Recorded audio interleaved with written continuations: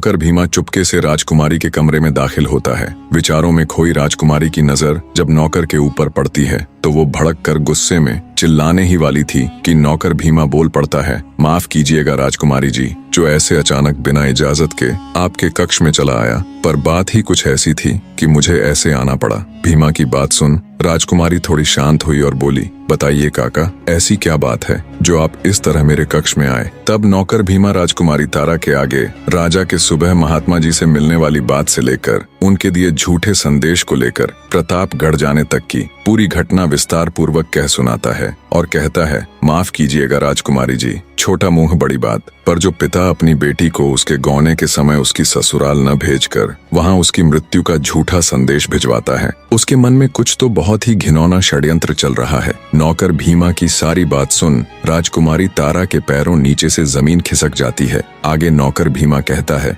बेटी, नादान उम्र में ही आपकी स्वर्गीय माता जी के साथ मैं यहाँ विलासनगर में आ गया था। तब से मैं हमेशा उनके प्रति पूरा वफादार रहा हूँ। जब आप छोटी बच्ची थी तब मैंने आपको अपनी गोद में खिलाया है, इसलिए जब मुझे ये सब पता चला तो आपको बताना जरूरी समझा। अब मैं जा रहा हूँ। इतना कहकर भीमा वहाँ से चला जाता है। राजकुमारी तारा के ऊपर तो जैसे आसमान टूट पड़ा था। वो बेचारी खड़ी खड़ी जम गई। झरने की तरह उसकी आंखों से टप टप आंसू बह रहे थे। उसका दिमाग एकदम से सुन्न पड़ गया था। एक बार के लिए तो उसे ऐसा लग रहा था कि जैसे वो अपने पिता के बारे में कुछ भी अनाप शनाप सोचे जा रही है। कोई पिता इतना नीच कैसे हो सकता है, पर नहीं, उसने जैसा सोचा वो सब बिल्कुल सही था। सभी तार उसके दिमाग में जुड़ने लगे। वो खुद को उस आम के पेड़ से और अपने पिता को पेड़ के मालिक से जोड़कर देखने लगी। उसे समझते देर न लगी कि क्यों उसके दुष्ट बाप ने उसकी ससुराल में उसकी मौत का झूठा समाचार भिजवाया है। जब उसकी माँ जीवित थी तो उसने अच्छे से राजकुमारी को उसके पिता की आदतों से अवगत करवाया था,